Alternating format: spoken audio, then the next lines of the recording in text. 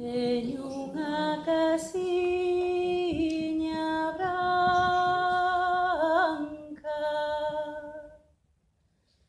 na mariña entre loureiros.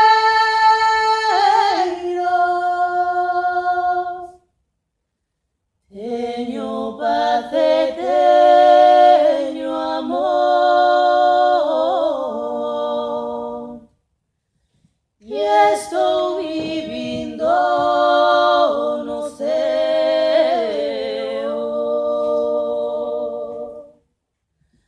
Ai, alala, ai, alala,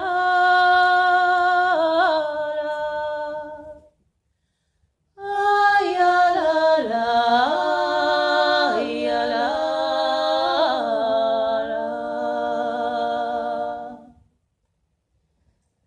E adiós a miña casiña,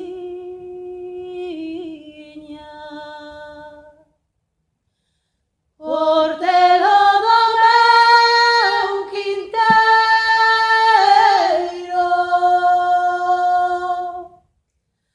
auga da miña fontiña,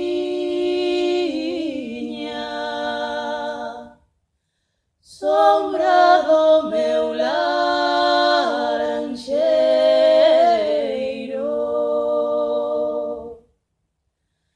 Ai, alala, ai, alala,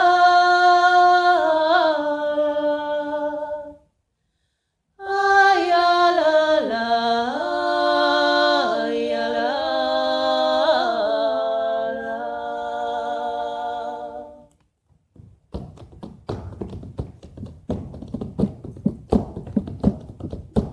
Botei un limón ao aire por ver si coloreaba.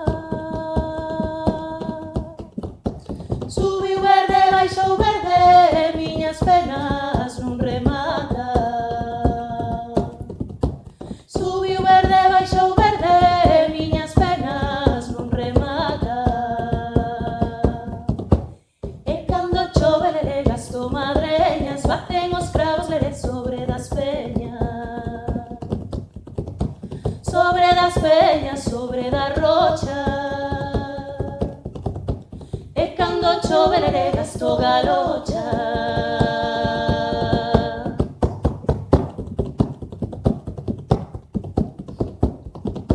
Suspirando dei un ai, o pé dunha verde oliva. E miña nai respondiume, non chores por quen te olvida. E miña nai respondiume, non chores por quen te olvida. E cando chove leré gasto madreñas, baten os cravos leré sobre das peñas,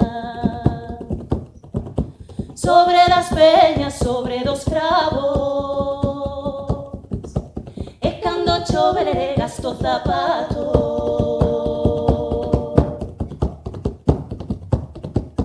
Esta noite é maila outra, é maila que xa pasou. Miña laranxiña verde que en bola rama cortou. Miña laranxiña verde que en bola rama cortou. E cando chove leré gasto madreñas, baten os cravos leré sobre das peñas, sobre das peñas, sobre da rocha. E cando chove leré gasto galochas. E cando chove leré gasto madreñas, baten os cravos sobre das peñas, sobre das peñas, sobre dos cravos. E cando chove leré gasto zapatos.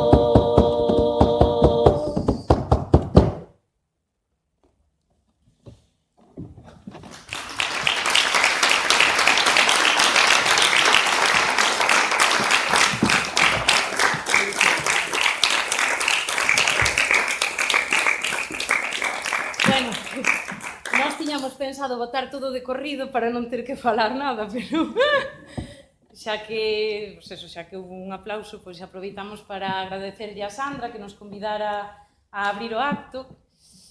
E, bueno, eu agradezolle tamén especialmente porque non é nada habitual que cantemos xuntas. Na casa a veces facémolo, pero pouco, e fora non o facemos nunca. E somos dúas irmás que se levan como can e o gato, e pese a eso teño que decir que non hai persoa coa que mellor se cante que miña irmá, así que pido un aplauso para ela.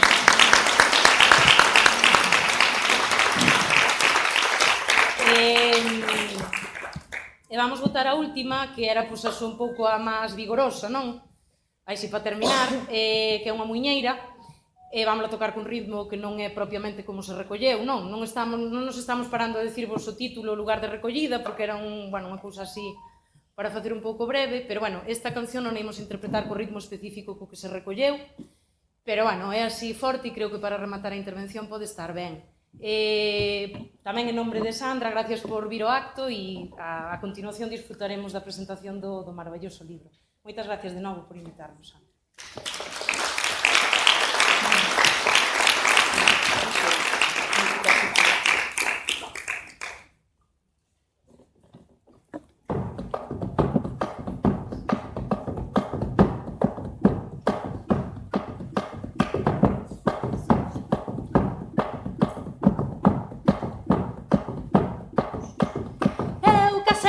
Coa araña, coa filla do arañón, ela bonita non era pobre si honrada non. Ai la, ai la, ai la la la la la, ai la, ai la, ai la la la la la, ai la.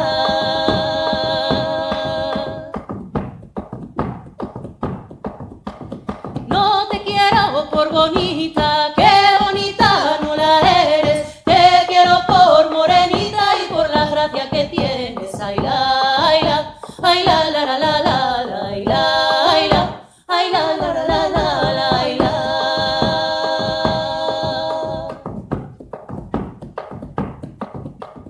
Dices que me has de dar Solimán para yo muera, Solimán cómelo tú y moriré cuando yo quiera. Ay la, ay la, ay la la la la la, ay la, ay la, ay la la la la la, ay la.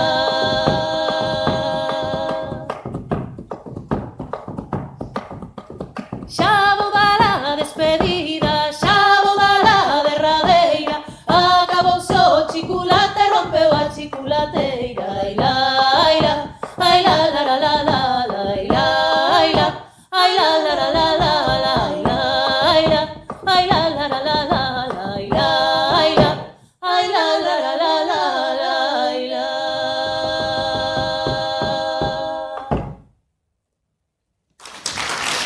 Son Dosinda, veciña da aldea da Somoza.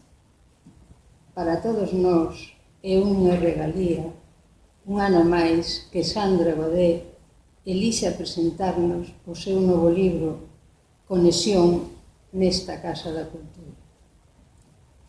Sandra recolle, a modo de diario, o traballo polo miúdo dunha gran naturalista que observa, investiga, documenta e analiza toda a riqueza animal e vegetal do territorio. Decía, Sandra recolle, a modo de diario, o traballo polo miúdo dunha gran naturalista que observa, investiga, documenta e analiza toda a riqueza animal e vegetal do territorio. Cando ela chega por primeira vez, experimenta unha grande emoción e medra o seu sentido do asombro. En cada páxina móstranos non só as observacións e descricións rigurosas, senón tamén infinita sensibilidade, respeto e sentido do asombro. Descúbrenos a armonía e equilibrio do mundo natural, ao mesmo tempo que nos interpela, nos descubre canta beleza hai en cada estación, como cada paxariño se afana por sacar adiante as súas crías. Cando cantan e describen, esas acrobacias no aire. Obsérvaos con precisión cada día, mesmo tomando como laboratorio a parede da súa propia casa. O libro convértese nunha maravillosa guía de aves, feita con sinxeleza e amor. Outono e inverno, que tendemos a pensar que son períodos tristes, lendo a Sandra descubrimos a beleza de cada arbre nese asombroso proceso de irse espindo ata mostrarnos as súas veas. A neve cae nos días curtos e nas noites frías. A beleza que hai en cada copo, como bailan antes de alfombrar de branco prados, camiños e árbores. Camiñar sobre ese manto branco, ver filtrarse a luz, abraza a invernía que canta Uxío Novoneira. Neva para atenuar o mundo. Chove para que eu soñe. O lobo, os ollos, o lombo do lobo. Sandra sofre pola natureza, ferida e maltratada. O seu amor leva a entregarse como voluntaria nun centro de recuperación de fauna. Nos anos máis mozos fai un traballo inxente á vez que observa, aprende, anota e cóntanos esas extraordinarias vivencias. Descubrimos un corazón cheo de amor, esforzo, sabedoría, respeto por todo o mundo natural. Polas páxinas do libro desfilan retis, anfibios, mamíferos, aves, insectos. Toda especie co seu lugar nas fragas, sebes, agros, montes. Nunha silveira acóchase o carrizo. Nos ocos da casa crían os cirrios. A curuxa canta na palleira. A ave noiteira agarda polo mosquito. A bacaloura agarda entre 4 e 6 anos ver chegar a súa descendencia. A garduña, a xineta, o gato montés pasean as nosas noites. O lobo pasa. Unha regalía poder termos este libro que nos axuda a sentir que somos parte dun mundo diverso que agarda a nosa mirada significativa. Grazas, Sandra, por tanto amor.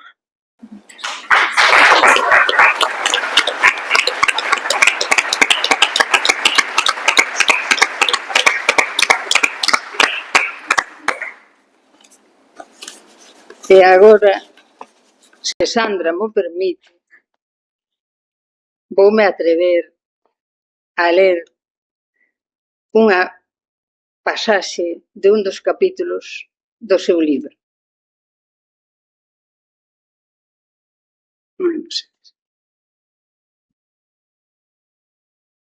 La primera vez que vine a la gallega comarca de Ulloa, hace ya 20 años, me enamoré de ella. Me enamoré de su paisaje, con una mancha verde aquí, un pueblo mimetizado allá, un conjunto de prados aquí y allá, todo rodeado por montes. El Farelo al oeste, el Careón al norte, Bacaloura al este y la Sierra del Faro al sur. Me enamoré de sus pueblos, cada casa con su hórreo, su palleira, algunas con su horno e incluso lareira. También me llamaron la atención sus gentes, todas asombradas cuando me veían pasar caminando por sus pueblos. A todas les picaba la curiosidad de que de qué haría una joven que no era de allí paseando por delante de sus casas, con su palo y su perro, e incluso muchas me invitaban a comer o a una cerveza y me preguntaban, ¿gústache isto? A lo que yo siempre respondía, isto me encanta. Ah, sí, contestaban siempre con ilusión e incluso a veces con sorpresa. Sin embargo, lo que más me enamoró, sin lugar a dudas, fue su bosque.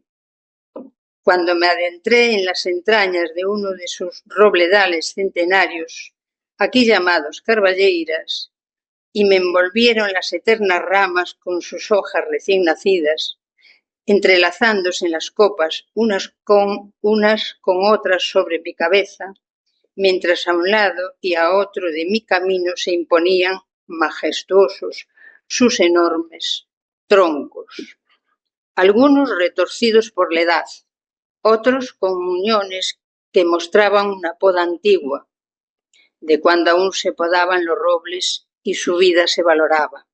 Me enamoré plenamente y se abrió en mí un mundo que hizo su propio hueco en mi corazón.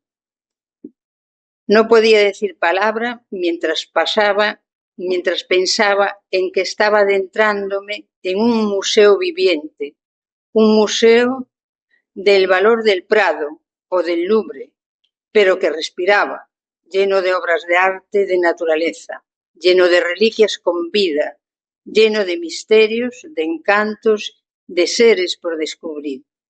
Y ahí estaba, delante de mis ojos, sin que nadie me hubiese avisado de lo que iba a ver, sin que nadie, al parecer, le diera demasiada importancia. Anímovos a seguir cada un de vos disfrutando da lectura deste libro. Gracias, Ana.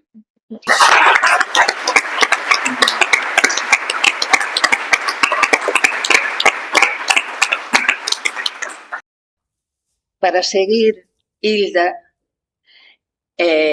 veciña de todos nós tamén, vai ler un pouco o seu interior. Hilda. Hola, boas tardes.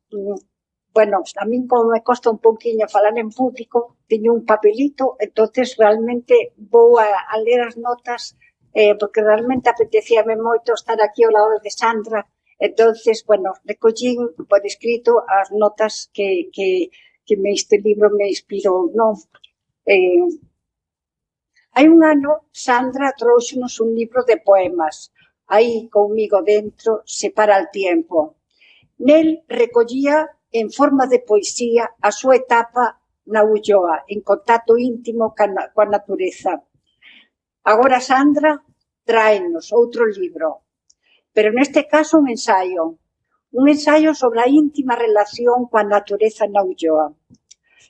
A emoción e os sentimentos son dúas características moi importantes no ser humano. Lendo este libro, agroman, asgallan. Van a entrar nese mundo tan rico emocionalmente que Sandra ten. É unha explosión de vida entrar nel. Ora sofres con ela esas incontables tolemias que o ser humano do accidente lle vai facendo a natureza nas últimas 6 décadas. Ora disfrutas dos cantos dos paxaros, dos amenceres, dos olpores máis fermosos.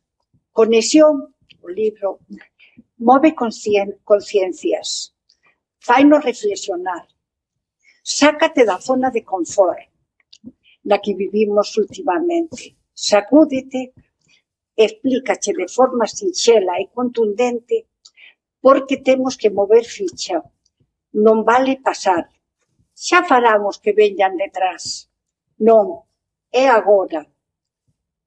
Cóllenos polos colares e dinos, basta xa. Sandra mostra moito enfado coa sociedade occidental.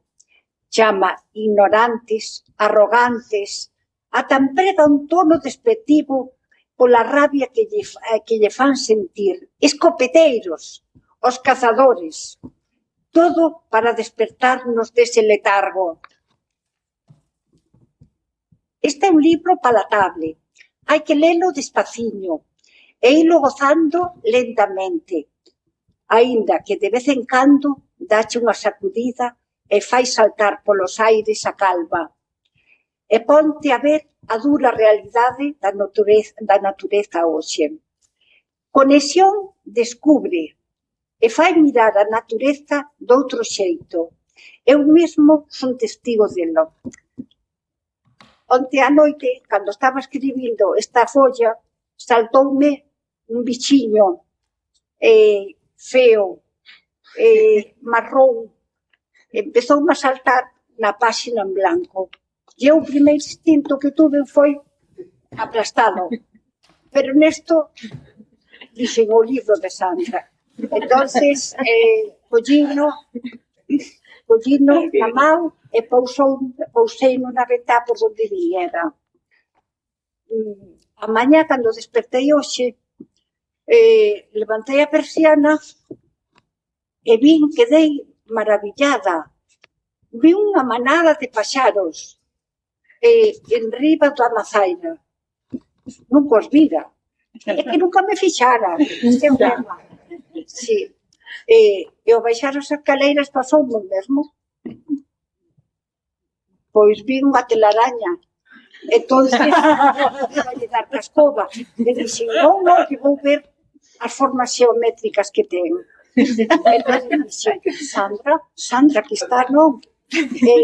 Entonces, por eso, a min maravillou este libro. Vou rematar con unha frase dela que me gustou. Entonces, decir, ¿cómo puede una especie que lleva a la destrucción a los demás, a su propio hogar y a ella misma considerarse inteligente o superior? Nada máis. Moitas gracias.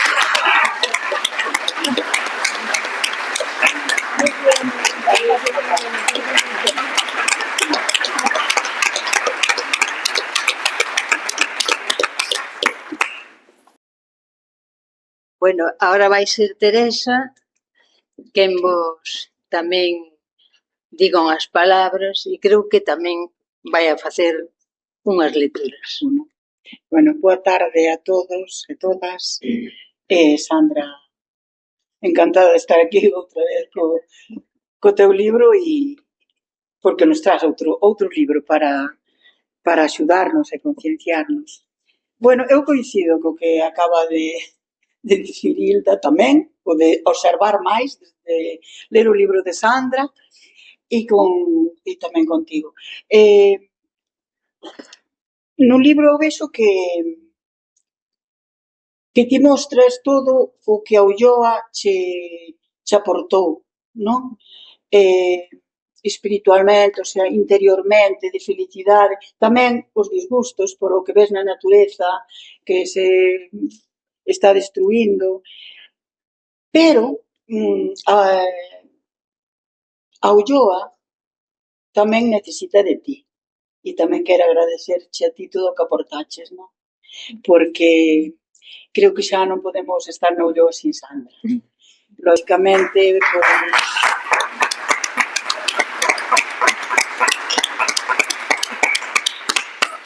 é verdade, descubriches aquí, quizá da man de Rocío, o que era o noso territorio, as nosas carballeiras e todo eso, e a partir de aí tamén despertastes o interés a través de Quercus de conservar a natureza, de plantar novos carballos, o aspecto educativo, porque sempre que facías unha plantación convocades aos nenos, entón xa aí entra tamén o papel dos pais, que animen os nenos a ir, pero é importante, non? Ese papel educativo, a colaboración alguna vez coa biblioteca, en algúns contos e tal. E, bueno, aparte, tamén o festival que facedes de Quercus, que traer aquí a este pueblo, por nombrar a última conferencia que foi a que viñera aquí, sabes? Entonces, pois, eu está agradecida contigo tamén e queremos ter sempre. Vale. Bueno, e despois tamén do libro, eu xa lle comentaba antes a Sandra, creo que este de 800 años é un conto, é unha historia a través dun conto, porque os contos tamén axudan aos nenos a reflexionar, a conocer o entorno, a respetar a natureza, a respetar os demais. O conto é unha ferramenta para axudar tamén aos nenos. E eu, esta historia, creo que podía ser, non son quen para recomendar nada, nin en coles, nin en institutos, pero si son quen de opinar. Eu opino que sería importante que o leran nos institutos e nos coles, porque esta historia, a través dese conto, fala de uns carballos que bueno, dous, un ao principio que morre porque morre el e ese proceso natural axuda a todo o entorno, non? Sin embargo, despois, outro máis adiante xa, porque evolucionamos no tempo e pasamos, veñen unhas máquinas que acaban con il, non? Con ese carballo, pero todo dunha maneira contada moi amena e moi adaptada que pode valer para os nenos, este conto bonito. Entonces, eu vou ler o final. Vou ler o principio, eu vou ler o final do conto, despois de saber eso, que é un carballo que ao final morre por tristeza, porque lle cortaron os compañeiros e porque non se pode comunicar a través das raíces cas novas especies que ali puñeron. Non se pode comunicar. Entonces, ao final, acaba morrendo, verdad?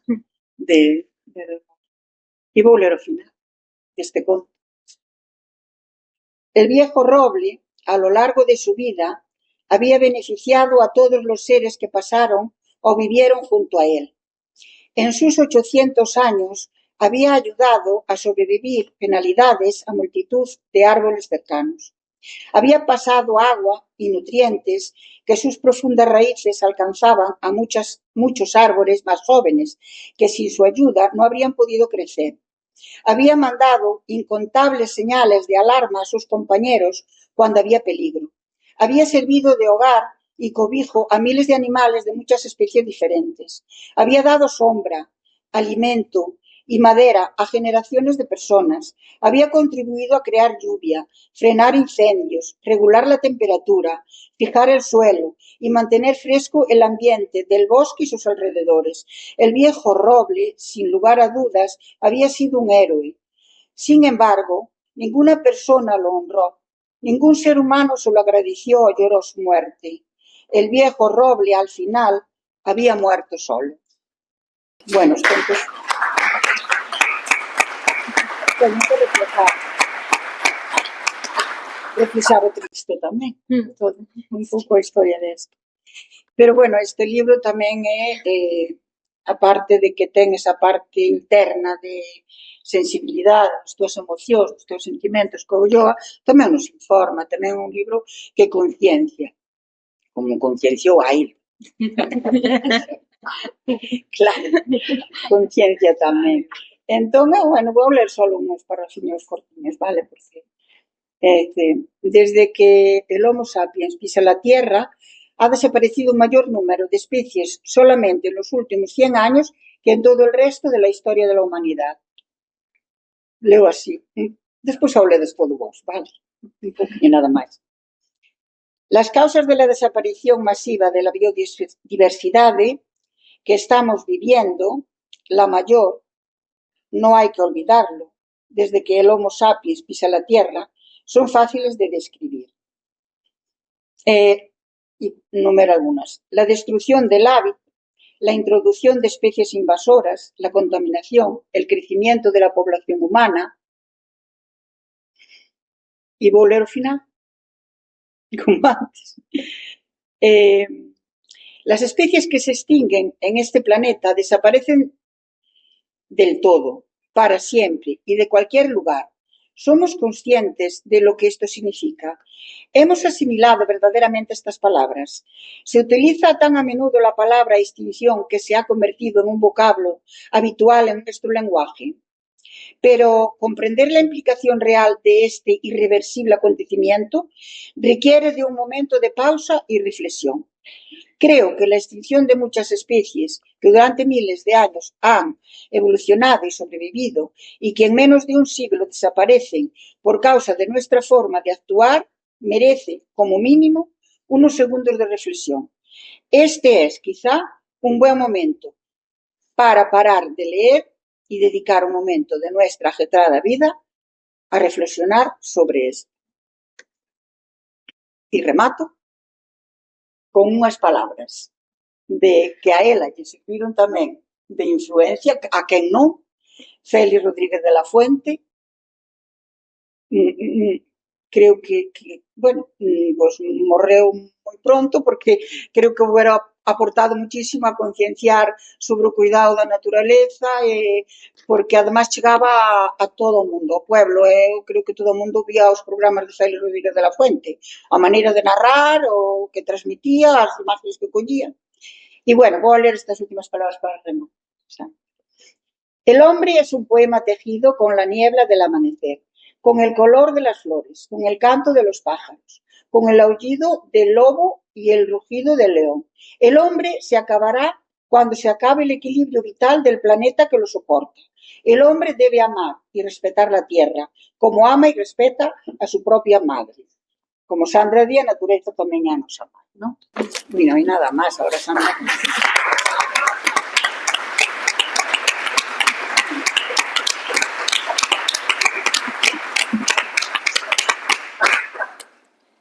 Bueno, pois agora vai ser Sandra quen a todos nos desperte como a Hilda, ou se cabe un pouco máis, esa conciencia de respeto hacia calqueira verme e bicho que hasta ahora nos teña dado medo. Sandra. Bueno, moitísimas grazas aos tres, porque a verdade é que estou aquí encantada como na miña casa un ano máis, despois do ano pasado. E bueno, a verdade é que estou moi emocionada por esas palabras, e porque, bueno, a verdade é que fixeron un pouco unha maratón, porque leron o libro en, non sei, 10 días ou algo así, as pobres. Bueno, agradezco moitísimo todo o que dis, o que facedes, o que estéis aquí. E moitas grazas a todos. A verdade é que non me esperaba tanta xente así un venres pola tarde. Moitas grazas por estar aquí. Moitas grazas a moitísimos que xa compraron o libro. A verdade é que pensé que debería haber traído máis, non teño moitos, pero bueno, podese mercar tamén na librería, nas finanzas e nas librerías grandes ou en internet. Bueno, vou falar un poquinho da xestación do libro. Perdonade por, sempre digo o mismo, pero meu galego non é, como sabedes, eu non sou galego parlante de nacemento, eu sou miña lengua materna é castelana e por iso está o libro escrito en castellano. Pero bueno, aprendí o galego de escoitar, entón teño moitísimos fallos, pero bueno, fago o que podo. Nada, o primeiro, pois contar un poquito a xestación do libro. Bueno, eu, como sabedes, vine aquí a vivir xa fai unos 14 anos, e penso, sí, a vivir, pero, bueno, vine aquí fai 20 anos, que o texto que leio sin a primeira vez. Bueno, cando vivía aquí, eu que casi todo o meu tempo libre era camiñar. Era, aparte de porque fixen a tese saqué, a tese doctoral, da que tamén falo no libro, pero todo o meu tempo libre era camiñar. E dime conta que es que isto é un tesouro, de verdade, un tesouro que tedes aquí, que eu entendo que moitas veces cando estás acostumbrado a velo todos os días, pois non se valora, non? Eso pasa moito. Penso que eso xa cambiou, que xa non é así, pero é moi común en todas partes do mundo, non? Que ti o que ves normalmente, ti paseas por unha carballeira e a ves e pareceche normal porque, bueno, é o que ves todos os días. Pero en canto sales, en canto te moves dentro de Galicia, non hai que moverse tampouco moi lonxe, te das conta de que non é así, por desgracia, é unha excepción. O que temos aquí na Ulloa, o que ten, por exemplo, no Courel ou en Ancares, en algunhas zonas, é realmente a excepción. Foi a norma fai, pois, 100 anos, pero xa non, é a excepción. Entón, eu paseaba por ali e veía que tiña que expresar o que eu veía. Claro, eu veía con un pouco ollos de bióloga, non? Eu sempre que veo un animal, unha planta, calquer ser vivo, pois sempre me pregunto, non? Que fará e por qué, que comerá, por que está aquí, por que non? Pero, ademais diso, tamén, o que a mí me transmitía, ou a que a mí me transmitía a natureza, e me transmite, é realmente, eu penso que é o noso fogar, é que é o noso fogar, é onde nació a nosa especie, é realmente o único ao que podemos recurrir, porque todo o que facemos coa tecnoloxía, que está señal e realmente axúdanos, pero realmente o que fai é, moitas veces, por desgracia, nos desconecta. Por iso, o nome do libro, a verdade é que vínome así moi rápido, porque o que eu penso é que realmente falta conexión. Non só falta aquí, falta no mundo inteiro. Eu sempre digo que eu, caí un pouco aquí na comarca da Ulloa por a vida, pero podía haber caído en cualquiera outra parte do mundo. Pero sempre que este en un sitio onde hai natureza, eu me sinto conectada. Sempre me pasa, cando viaxo a un sitio, o primeiro que fago é mirar os árboles, casi antes que nada, mirar os árboles e intentar ver que especies son ou de que grupo de especies son. Eso me fai asentarme. Digo, vale, estou nunha zona onde os árboles máis comuns, por exemplo, son as coníferas, non? Os pinos. Non, estou nunha zona onde os árboles máis comuns son as acacias ou son os carballos. E me asinta un pouco, me coloca, digamos, no globo terráqueo. Eso me pasa a mí de forma natural cando vou a un sitio. Pois aquí pasoume que, claro, conecter cos carballos, cos castiñeiros, cos vídalos, con os aciblos e todo o que eso formaba. E dime conta que isto, pois, o que decíamos, era unha reliquia que non é común. Nos, por exemplo, cando facemos actividades coa asociación e veñen persoas de Vigo, persoas de Coruña, ou mesmo da Mariña Lucense, eles moitas veces alucinan coas carballeiras que temos aquí e nos din que isto é unha reliquia. Entón, penso que eu tiña que plasmarlo de alguna forma, tiña que sacarlo. Entón, teño un pouco a dualidade que falaba un pouco as tres, penso, porque o libro non é todo positivo nin é todo negativo, pois como é a realidade dos que coñecemos o que pasa na natureza, ten das dous, e das dous moi forte positivo. Hai capítulos que son, pois, paseos que eu daba nas 4 estacións do ano. Bueno, realmente inventeime unha estación do ano, unha quinta estación, porque penso que debería vela. Un pouco, quizá, pedir demasiado, pero bueno, é que realmente na natureza, nas transicións de estacións, son tamén estacións por si mesmas. Eu penso, por exemplo, que na transición que estamos a punto de vivir do verao ao outono, é casi unha estación en si mesma. Os cambios que hai na natureza son bestiales, non só a caída das follas dos árboles, os cambios nos páxaros, os cambios nos mamíferos, todo iso é casi unha estación en si. Por iso tive un pouco o atrevimiento de ten as 4 estacións do ano, 4 capítulos, e unha quinta estación que é a que eu chamei transición, que é a transición do verao a outono. E simplemente, moitas veces o único que hai que facer é un pouco, que fíxome moita ilusión o que dixeche, Silda, é observar. Moitas veces non é que a natureza nos ten aí, é que non a víramos, non nos fixáramos.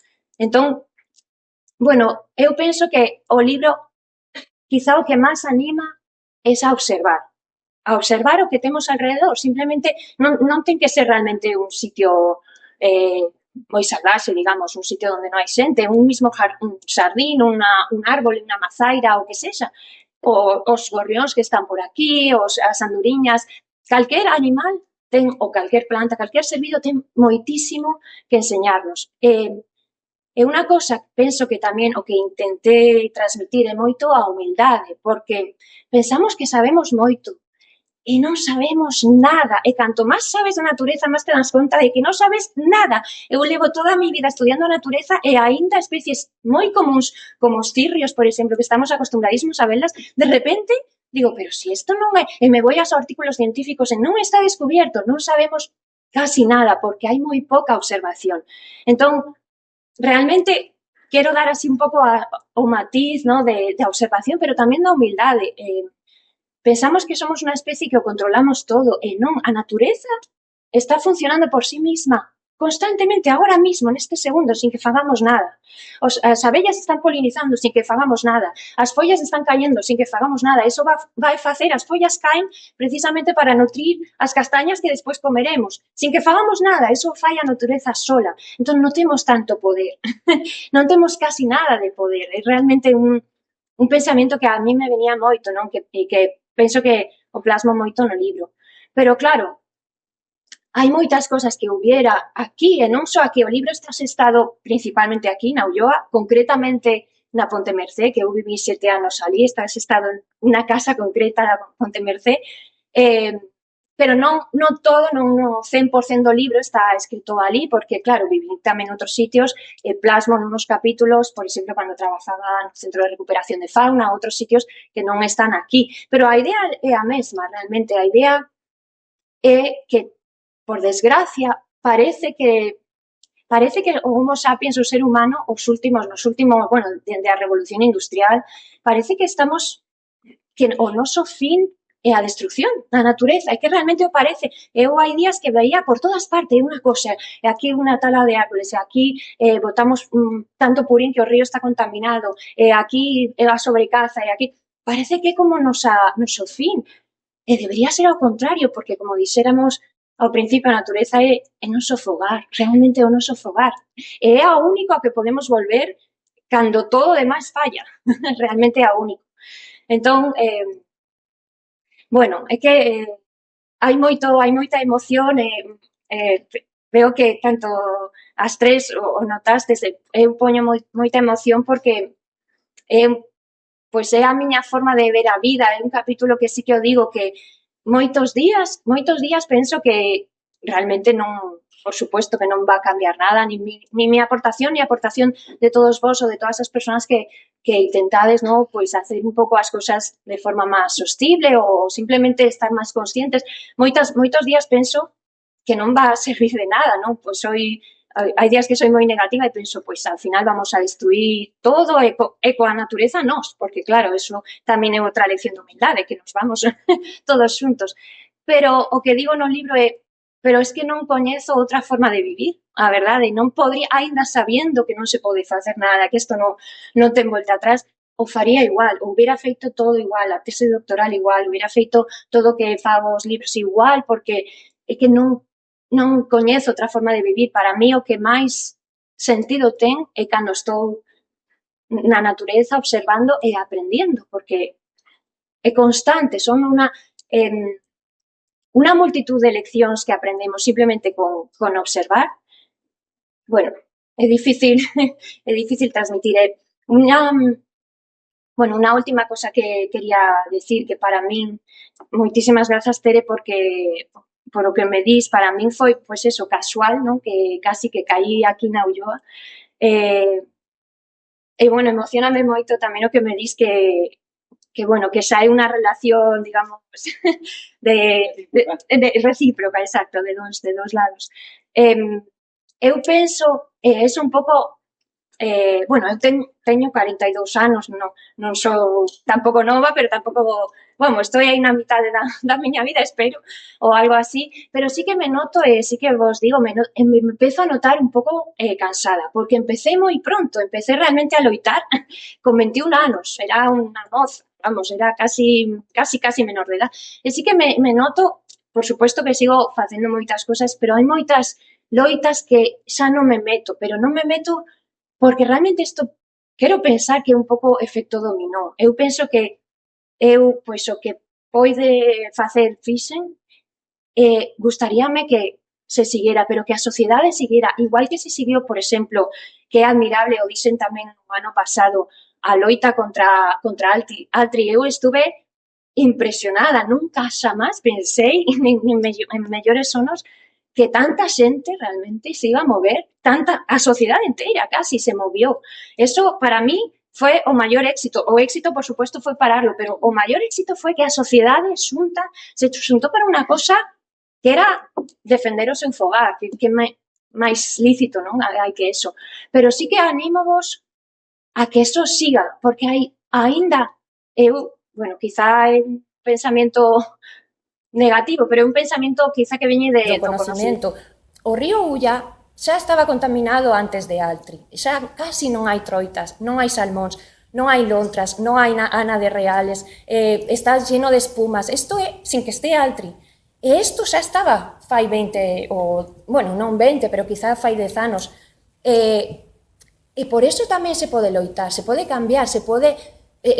por exemplo, non, ahora estou traballando nun centro de recuperación que criamos o mesillón de río. O mesillón de río é unha especie como un mesillón moi chiquitino que vive nos ríos que están limpos. Antes había no Ulla, anta fai unos 10 anos, xa non hai. Ahora solamente queda nun río en Galicia, que é no río Eo. Pero había en casi todos os ríos galegos, e igual que os salmóns. Entón, realmente hai moito polo que loitar. Entón, eu animo a xente, o impulso de Altri, que foi unha bomba, foi xigante de impulso social, eso se debe aproveitar. A xente xa sabemos o que temos que loitar, polo que tenemos que loitar. Entón, seguir, e non só o río. As carballeiras siguen, por desgracia, se siguen cortando, siguen desaparecendo casi cada día. Entón, é unha conciencia, eu penso que os cambios vienen dende abaixo. Se esperamos que veña desde arriba, vamos a esperar demasiado. Sempre, eu o que digo, e o digo no libro tamén, é tan importante facer algo no teu círculo, aunque sexa moi pequeno, é tan importante eso que como que a xente que fai os grandes cambios o que influencia a moitísima xente. É que os cambios realmente ten que venir das dúas partes, senón, se só vienen de arriba, é que podemos esperar ata que non haya nin un carballo máis. Entón, eu penso que todos podemos facer no noso círculo. Eso é un pouco o mensaxe, non? A mensaxe que quería enviar.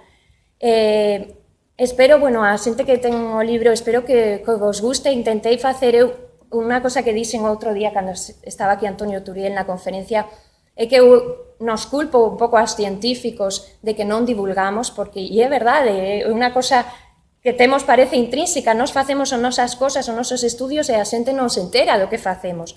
Eso é culpa nosa. Eu, miña tesis doctoral ou todos os estudios que fago, sempre fago moitísimas charlas, moitísimas divulgación, pero en un lenguaxe que chegue a xente, porque senón quedan en artículos científicos, quen se va a ler? Eu non me leo os artículos científicos de psicoloxía, por exemplo, porque non os entendo, pois igual de bioloxía. Entón, o libro tamén ten un pouco esa función, intento desenredar o que se sabe na ciencia, soltarlo un pouco no lenguaxe máis normal, digamos, máis cotidiano, para que todo o mundo non só o entenda, tamén o disfrute, non? Bueno, e unha última cousa, perdade, porque me estou enrollando un pouco, unha última cousa, bueno, podía decir moitas cosas, pero bueno, creo que me expreso mellor escribiendo que falando, entonces, bueno, aí queda.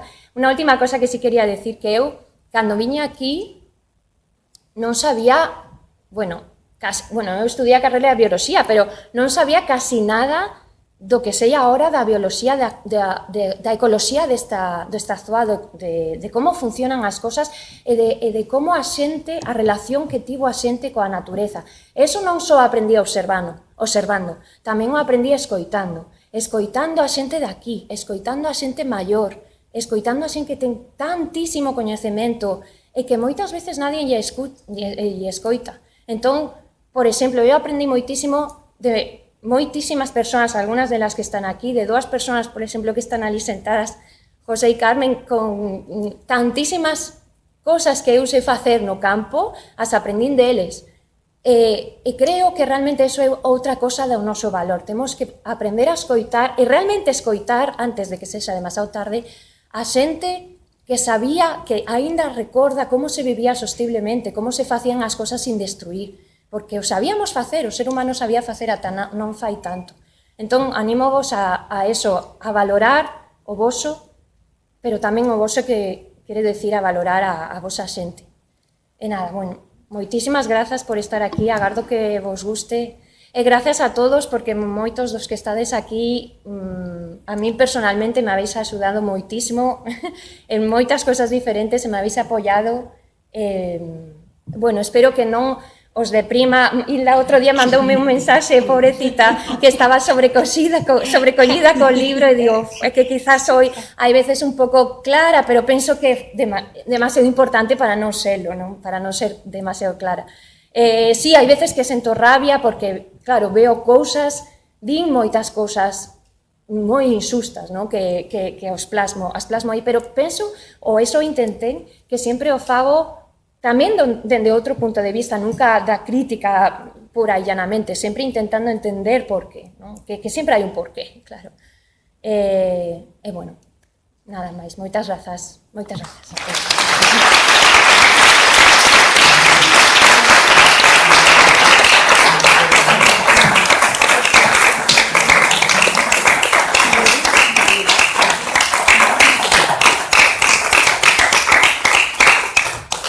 Bueno, decirvos que Sandra expresou que en realidad a ela o que lle interesaba da presentación, case vemos hasta onde chega a súa humildade, era escoitar as voces do lugar, as voces de todos os que estamos aquí, máis as que de outra maneira se lle poidan facer chegar.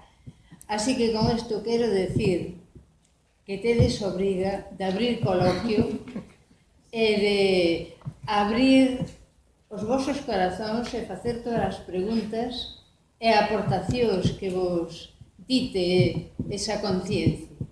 Queda aberto entonces para que todos vos animedes e expresedes a Sandra e a todos nós eso que creedes que merece preguntarse e que merece compartirse.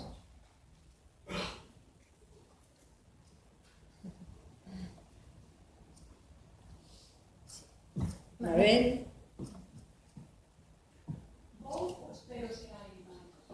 No, podes, se queres. Como que ir a Sandra, pero sí. Sí. Verdad, Sandra? Sí. No, sí. Bueno, póñome aquí unha deformación profesional. Porque senón vai a ver se non se entere. Antes, cando cheguei, bueno, isto foi un ataque directo de Sindra. Díxome que tiña que falar. Acabo de chegar, é a primeira vez que teño este libro na man. De aquí, pouco podo dicir, Sandra. Entón, vou empezar polo final. Aquí, bueno, antes que nada, perdón, antes sonoume o teléfono. Antes de suicidarme,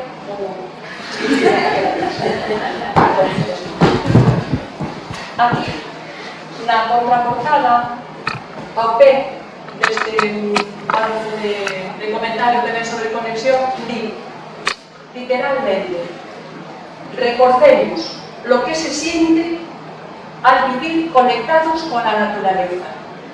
Recordemos. Que quere isto dicir? Que xa non vivimos conectados con a naturaleza.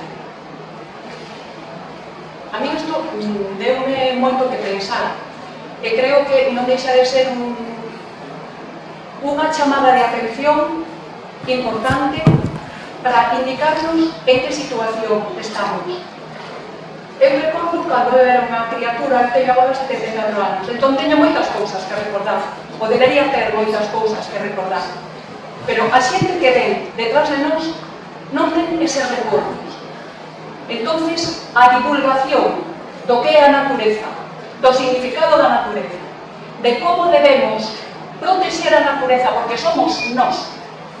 A pesar de nós, a pesar desta situación antropocénica na que vivimos, a pesar da destrucción a que estamos sometendo a natureza nos sobrevive. Ten esa potencia, afortunadamente. Pero eu, por exemplo, falando de recordar, recordemos lo que se siente. Eu recordo que a miña casa viña unha señora maior, eu tiña unha vella, sen problema nenhum, estamos o vella, eu digo con toda a confianza do mundo.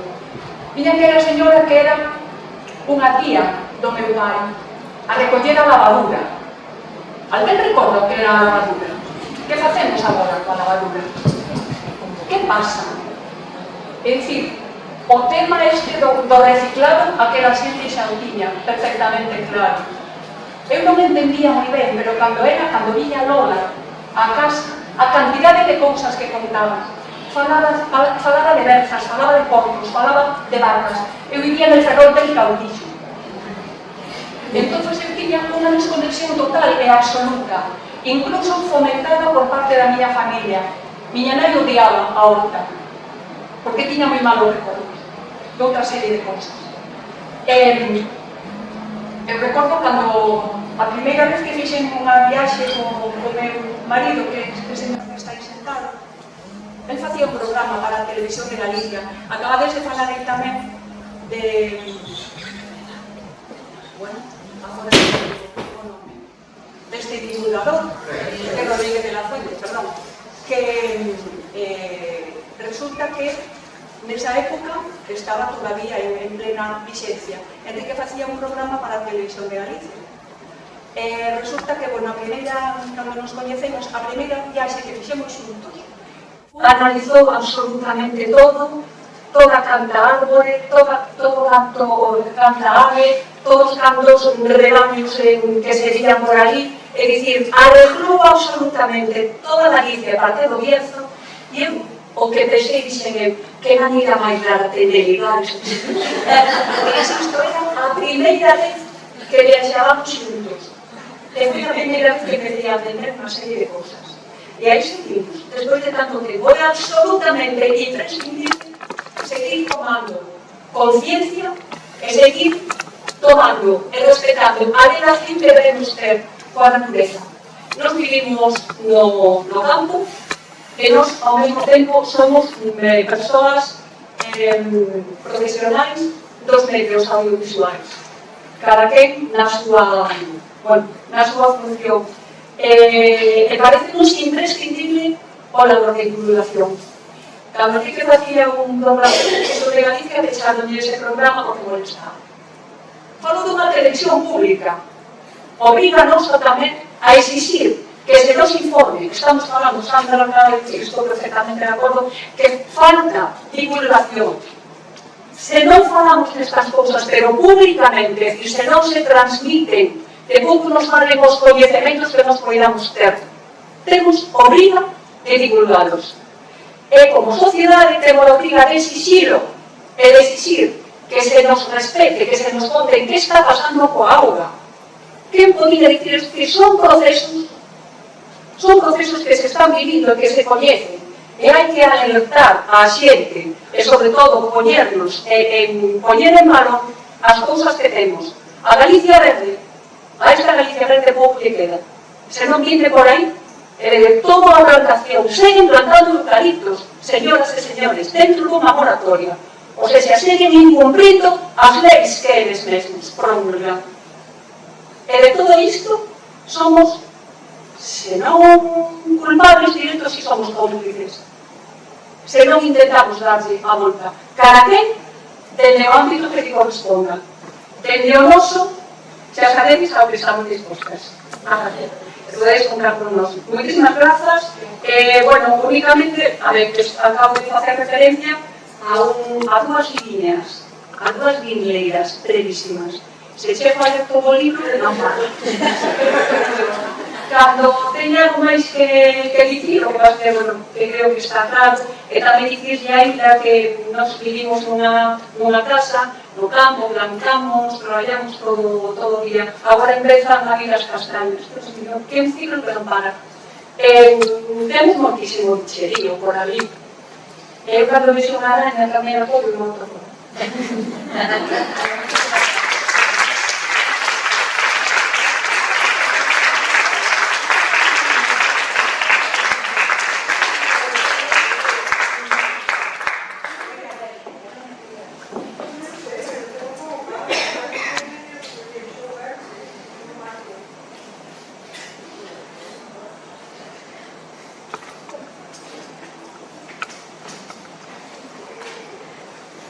vou falar un pouco por alusións. Evidentemente, eu non coñezo o libro, pero lo leio, que non tive tempo. Pero quero agradecer o esforzo por algo que non estamos acostumbrados a pensar. Vivimos nunha sociedade tecnolóxica, onde cada día estamos máis manipulados, aillados, non socializamos. Non somos conscientes de eso. Que maravillosa é a sociedade, que maravillosa é a tecnoloxía. ¿No? Eso é o que pensamos todos, nos sube problemas. Bueno, pues eu quero expresar meu punto de vista, e quero agradecerle, porque ese libro va a ser importantísimo, o punto de vista como médico Ayurveda. Eu fui especialista en Ayurveda. A Ayurveda decía algo moi sincero. Que é nutrición? Si falamos de nutrición, todos pensamos en comer, ¿no? Bueno, pues a mí parece unha falacia que falemos de biodiversidade, porque non somos biodiversidade. Non é esa cosa que está aí fora. Nós formamos parte. E cando evolucionamos con todo o entorno. Toda esa contorna, hai unha interacción. É dicir, non vou dicir, a biodiversidade estamos acabando con ela. Cando acabamos con ela, acabamos con nós. Por eso, hoxe en día, hai cada día máis enfermedades, incrementos de cancros, todo tipo de enfermedades degenerativas. Por qué? Estamos cometendo un erro gravísimo. Te voy a explicar, desde o punto de vista da Ayurveda, nutrirse non é comer. É curioso. O Ayurveda ten máis de 3.000 anos de antigüedade. O Ayurveda decía, nutrirse é transformar o que non somos nós en nós. E en nós entran cosas por 5 sentidos. Cando escoitamos un páxaro, cando cheiramos unha flor, estamos nutríndonos. E, sin embargo, limitamos a función de nutrirse a comer. Perdemos ese contacto con a natureza da que formamos parte, porque é unha unidade. E, sin embargo, aí está a natureza e estamos nos. Cando se enche a vida de monocultivos, destruimos parte desa biodiversidade, nos está afectando a nosa saúde, guste ou non guste. Pero sempre se imponen os problemas económicos. Aquí é a rentabilidade. Será de uns poucos, por a maioría. Entón, creo que si é un tema importante, ler o libro e non ler con moita atención, porque é para aprender, é para recuperar esa sensibilidade frente a algo de que non formamos parte, non somos parte desa biodiversidade, desa natureza. Sí. ¿Por qué en Galicia hay un tipo de árboles, un tipo de costumbres, en outros sitios que hai outras? ¿Por qué? Porque evolucionaron juntos. Sí.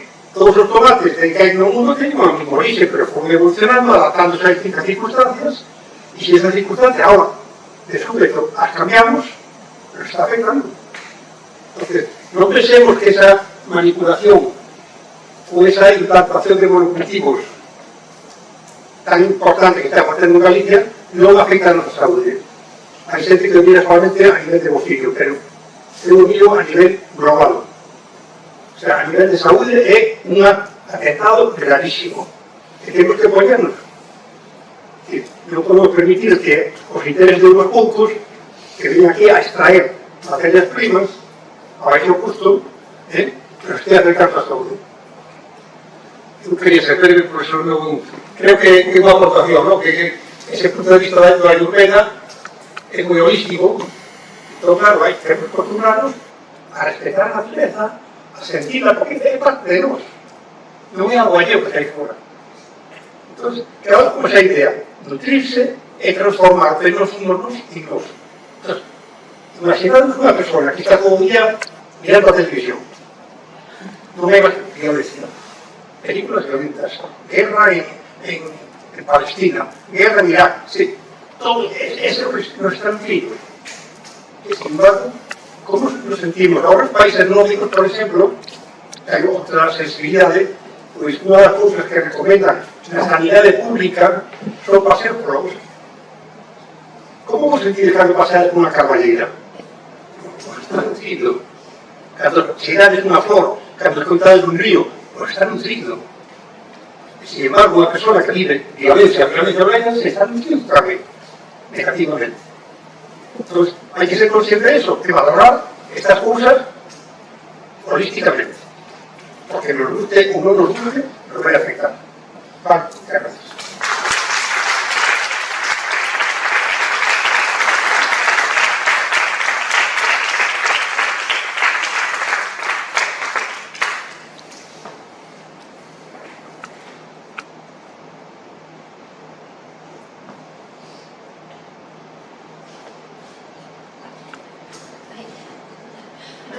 querías intervir.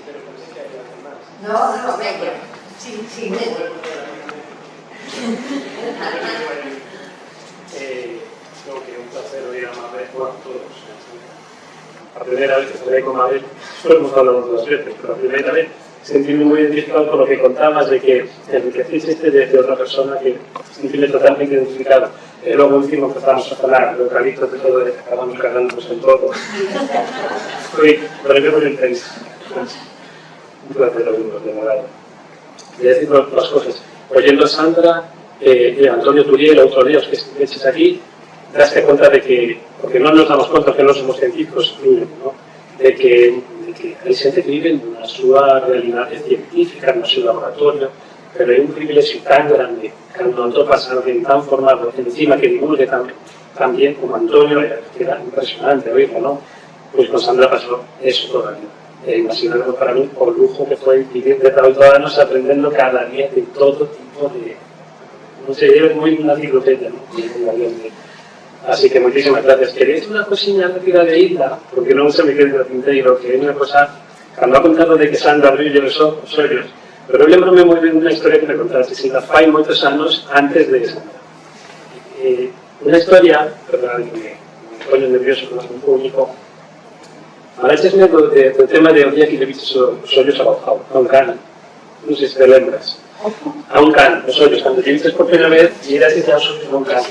Porque eu pensaba que facía moita inteligencia e sensibilidade, pero sobre todo moita honestidade, porque aí la contoume de que para ela, cando era nova, o can era basicamente o timbre da casa. Que iso é algo que vese moito no rural, non só na Galiza, en todas partes, non? É o timbre da casa. Pero aí la contoume con esa pedazo de sensibilidade e honestidade, que un bom día mirou o can, e veo os ollos e digo, madre, este tío está sufriendo, sabes? E de repente enamoraste este bacán, esto contaste como antes de conocer a Sandra. Non me enseño de eso. Eso es moi importante. Logo, nada, queríamos contar que claro, eu coñezo a Sandra, obviamente, como a miña irmá. Entón, non sei se lembrades as palabras de Eduardo Galeán, que decía tantas cosas interesantes. Decía que cando somos novos, as persoas, todos somos, non son todos poetas, e son todos paganos. Eso, digamos que somos todos panteístas. Pero ímos perdendo os anos, ímos volvéndonos adultos con toda a negativa connotación que trae, non? O mérito para min de Sandra, que sei que pode ser unha maldición tamén vivir así, é que Sandra non perdiu eso, por eso esa capacidade de sentir as cousas. Eu lembro moi ben cando falas do forno, lembro todo, realmente, o que escribiu, porque vi moi cerca dela, non? Entón, o tema do forno, o tema do Carballo que morreu, todo, eu lembrome mirando a Sandra como diciendo, madre mía, él está diciendo esto, para mí era terrible, era horrible, a historia do forro cando a quedar ese un dragón, e me pasou, verdad, pero él tomas distancia, porque é sabor, non sei, pero si lembrades como éramos cando éramos cativos, sabes, o gordo can que villas aquí era parte de ti, e Sandra, para ben e para mal, non sei se non o lugar, non, pero creo que sigue siendo esa persona que vive as cousas así. Por eso a capacidade de transmitir algo tan sincero como este libro, por esa capacidade de querer seguir comunicándonos e traducindo os seus números, as súas estadísticas, así que incluso eu sinto que, por exemplo, estes últimos anos, cando ves a vanguardia do mundo, non que existe un tipo como Donald Trump, fillos de putas insantes, non? Tes miedo e dices, ostras, incluso para mí, o tema do cambio climático pasa a ser como secundario, cando é o objetivo da miña vida, non? Estos temas a mí. Quero pensar que existe xente como Sandra que sigue vivindo, pero que non sufra demasiado, porque é aterrador o que está pasando, pero, bueno, conmuéveme e anímame a pensar que hai xente que sigue con un objetivo tan así que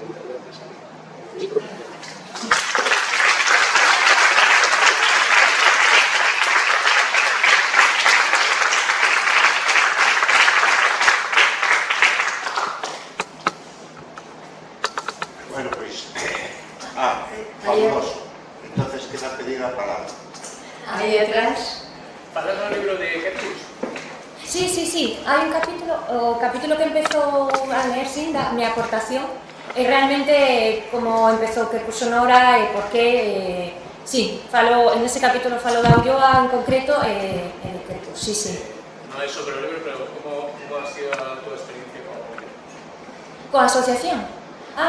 Pois, bueno, diría, eu non teño fillos, pero Quercus Sonora é meu fillo, realmente.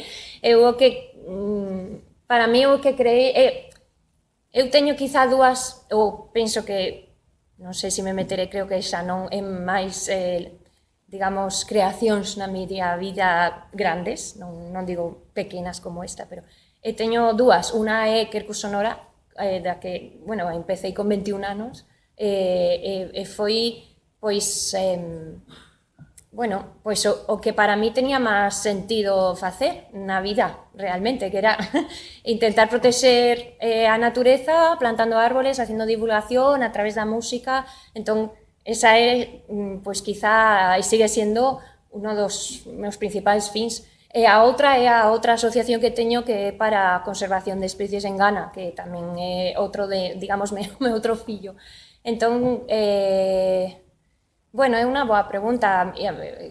Para min é que é difícil de explicar. É unha cousa que empezou como unha idea e que podía haberse quedado simplemente como unha idea, como tantísimas boas ideas hai por ali.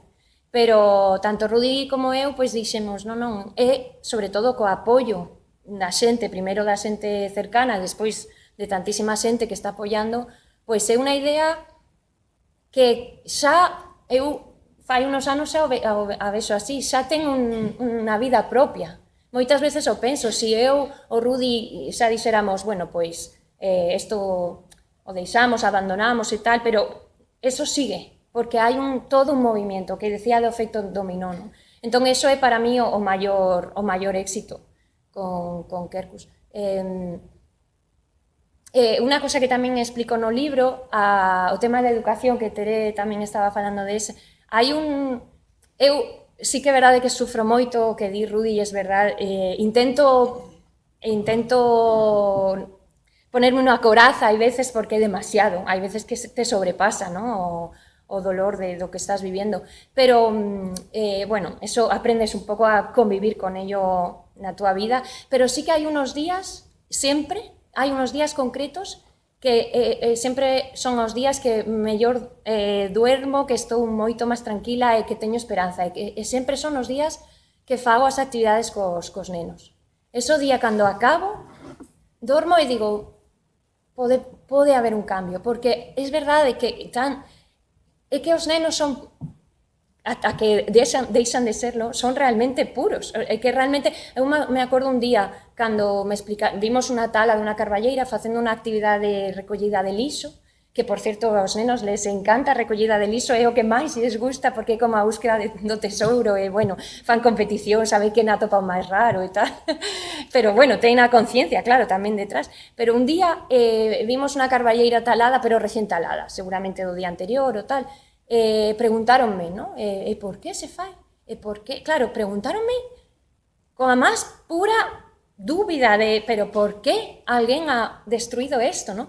Eu, pois, lles contei, pois a realidade, non? Pois, desgraciadamente se fai porque non se valora, bueno, porque dá cartos, pero dá cartos moi poucos, a moi corto plazo, que se acaban enseguida, e a carballeira, que é unha carballeira que debería ser non eterna, pero vamos, centenaria, pois acábase, non, dun día para outro. E cando lles explico isto, as caras, eu me lembro moi ben das caras de non entender, era tan real, eso é o que digo, bueno, hai esperanza. A pena é que moitas veces eso se nos esquécenos cando nos facemos maiores. Esa pureza, esa conexión, ese asombro que Rachel Carson, que falo moito dela, ou moito non, pero falo dela no libro. Rachel Carson foi unha científica americana impresionante, porque realmente cambiou a historia. Entre varias cousas escribiu un libro que é Primavera Silenciosa, que é un libro moi duro. Ese sí que, se o meu non os deprime, ese sí que deprime, porque é durísimo. Se escribiu en 1962 e falaba dos pesticidas e da destrucción que estaban facendo. E gracias a seu libro, e a loita que fixo despois da divulgación, parouse completamente, casi no todo o mundo se prohibió o uso do DDT, que seguro de moitos de vos, sí, o lembrades que se usaba, E foi grazas a seu libro e a súa loita.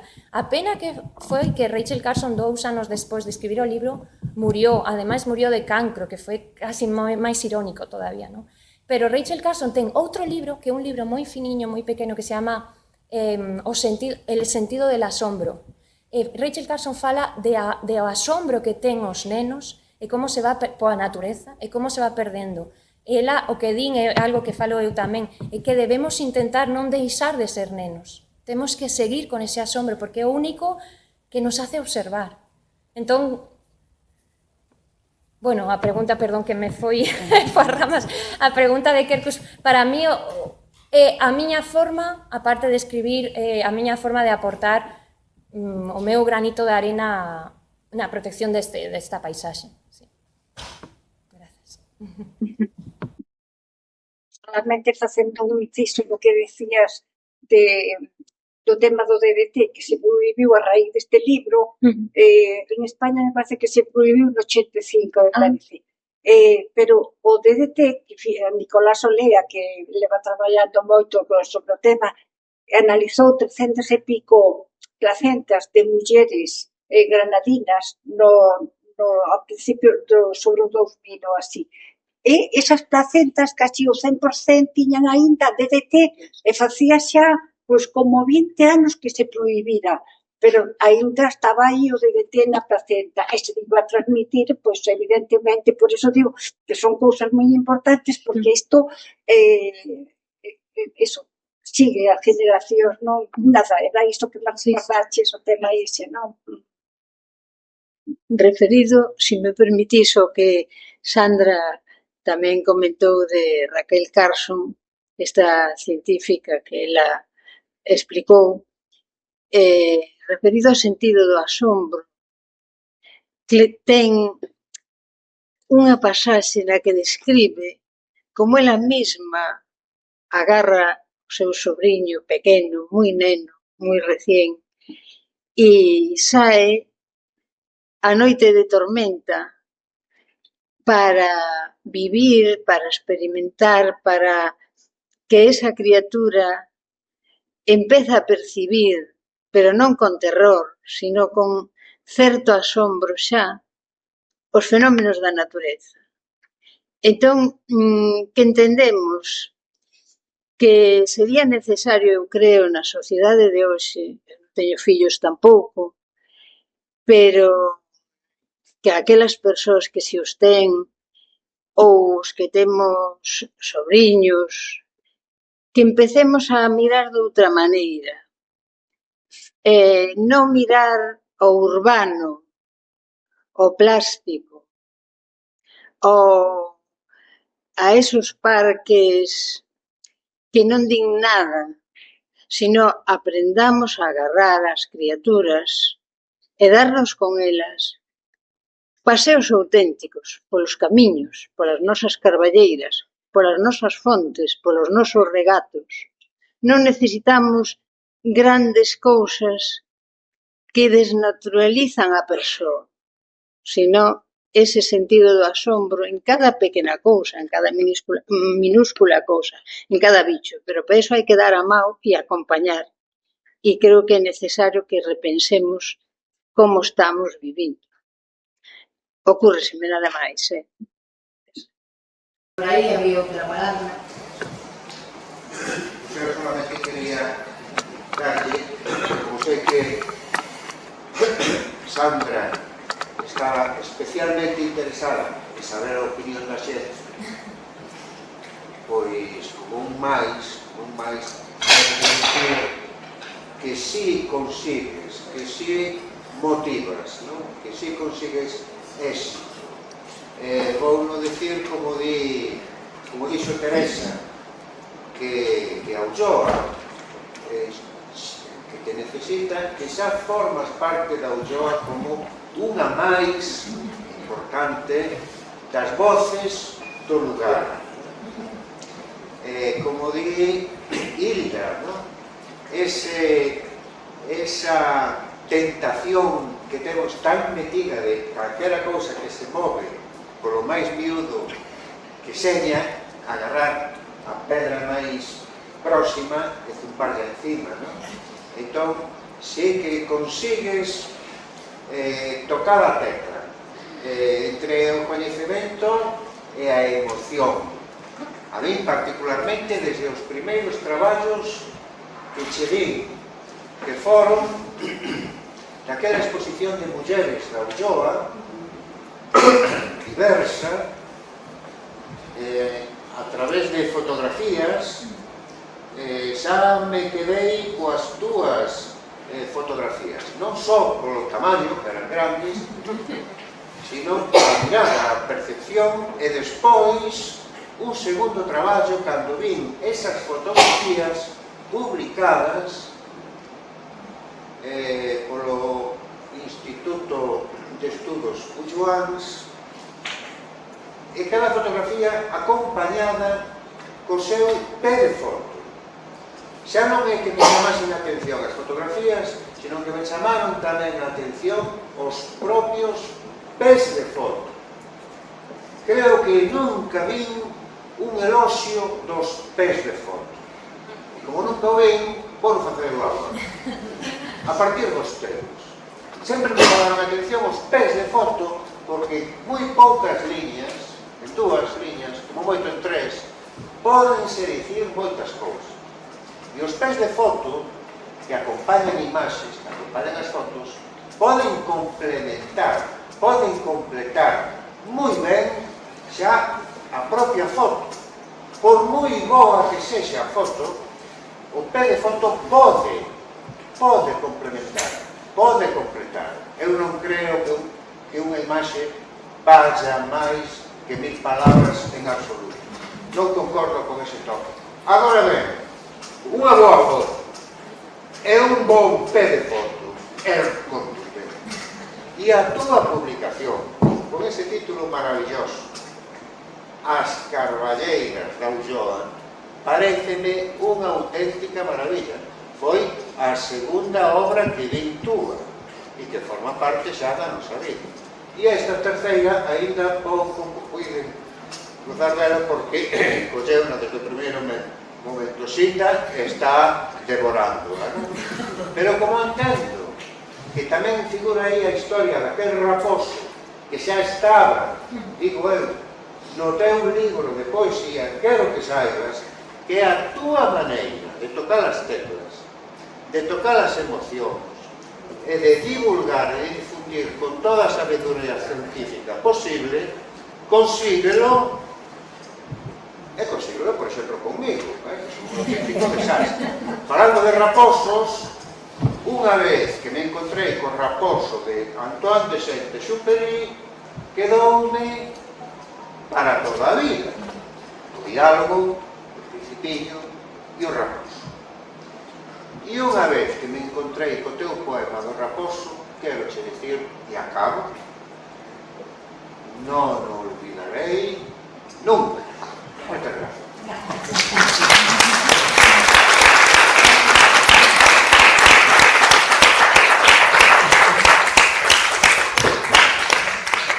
Algo atrás xole unha palabra pedida. Bueno, Sandra, y además a Rubí también, que has dicho que no has tenido hijos, pero a muchos les ha tocado. Pues es una emoción porque para mí lo que está buscando la huella, pues ir a recoger basura, era como que dices tú, una búsqueda del tesoro y era súper divertido y solo tienes que hacer una vez como para volver a recoger basura nunca más. Y para mí ha sido una maravilla. Y me emociona un montón porque es maravilloso.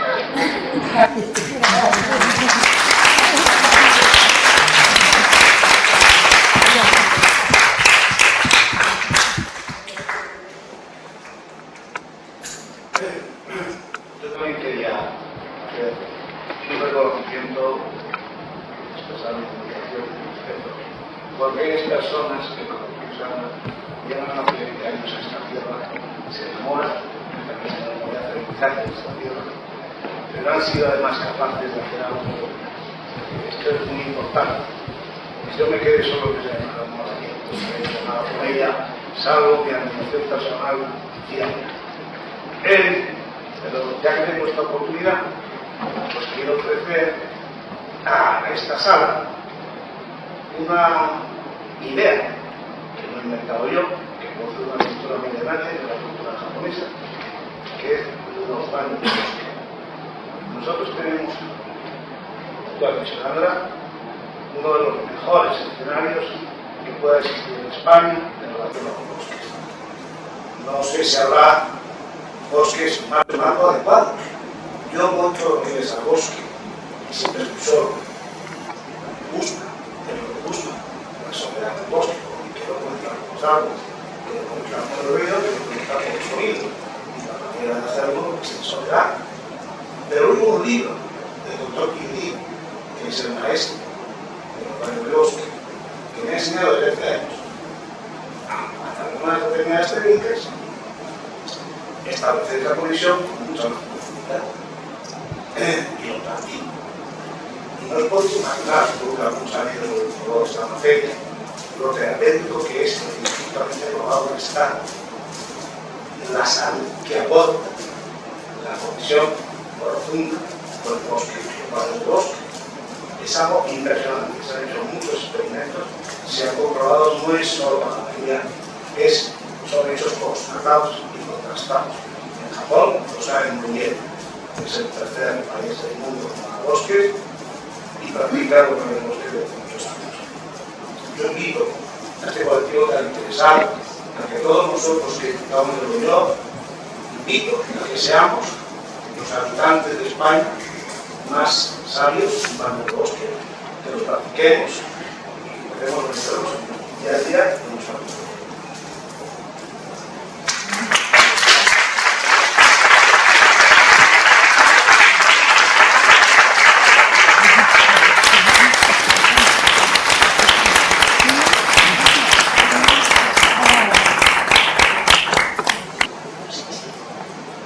Non sei se alguén máis quere aportar algún comentario, algunha pregunta.